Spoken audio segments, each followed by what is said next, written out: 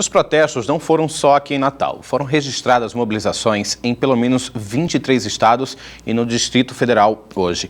Em todas elas, a pauta gira em torno das reformas da Previdência e Trabalhista, além de questionamentos ao próprio governo Temer e não só as políticas adotadas. Para comentar as causas e as possíveis consequências desses protestos, a gente recebe aqui no estúdio o cientista político e professor do Departamento de Ciências Sociais da UFRN, Antônio Spinelli. Professor Antônio Spinelli, muito obrigado, boa noite. Eu que agradeço o seu convite. Qual a avaliação que o senhor faz dessas manifestações, desse conjunto, desse cenário? Olha, essas manifestações são uma demonstração do desgaste do governo Temer. É um governo que ascendeu numa conjuntura difícil, né? Ascendeu ao poder não pela vontade popular, né? Mas através de um processo que é considerado um golpe midiático, parlamentar, judicial, né? Enfim, um golpe de Estado. O golpe de Estado não é só aquele clássico em que se vai às ruas, as Forças Armadas vão às ruas e derrubam o governo, né? Há várias formas de golpe, né? E o que resulta daí é um estado de exceção, né? É uma situação política de profunda instabilidade, de profunda incerteza, de insegurança jurídica, né? E esse governo promove uma destituição dos direitos sociais da população, sobretudo da população trabalhadora, né? Coloca em risco a própria democracia, né? Porque nessas condições o que se tem observado é que os direitos individuais e certas liberdades, a liberdade de expressão do pensamento, a liberdade de oposição, têm sido questionados, né? Há uma tentativa de criminalizar a oposição ao governo, isso é extremamente grave. E o governo tem tomado medidas, não só na área social, né? O que representa um recuo da democracia social, mas também na área econômica, né? O que se vê aí é um sucateamento das grandes empresas nacionais, sobretudo aquelas que são estratégicas, né? Que são empresas globais, como a Petrobras e as empresas do setor de construção civil.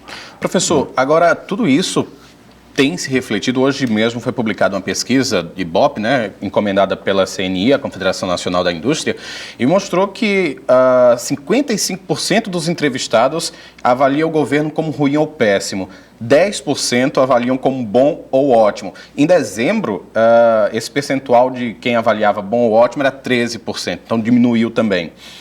73% dos entrevistados desaprovam a forma de governar do Temer, do presidente Michel Temer.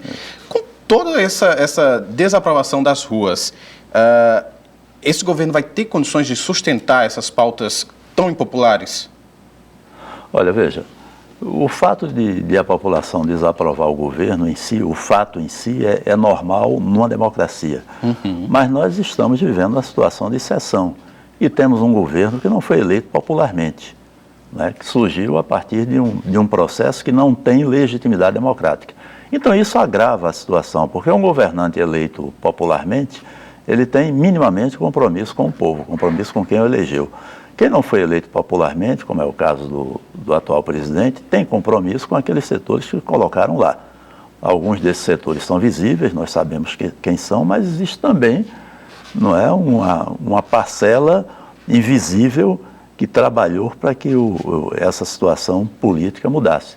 Eu vejo que essa desaprovação popular é grave, ela vem aumentando. Essa pesquisa que você cita é a terceira de uma série, e a cada uma dessas pesquisas, a reprovação ao governo, né, a avaliação do governo e a reprovação ao presidente, ao modo de o presidente governar, avançam, né, se tornam cada vez mais negativas para o próprio governo, em todas as regiões, em todas as faixas de renda, em todas as faixas de idade, praticamente. É maior no Nordeste, claro, a região mais pobre, a que tem sofrido mais com essas medidas de destituição dos direitos sociais, mas é generalizada. Professor, rapidinho, na avaliação do senhor, quais são as perspectivas? O que deve acontecer daqui para frente? Dá para prever?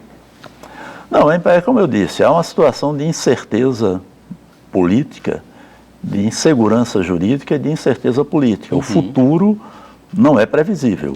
Eu acho que, inclusive, 2018 não é algo dado, não é algo líquido e certo. Eu acho que é preciso que haja uma mobilização dos setores democráticos da sociedade brasileira no mais amplo espectro. Não pode ser a mobilização apenas de um setor.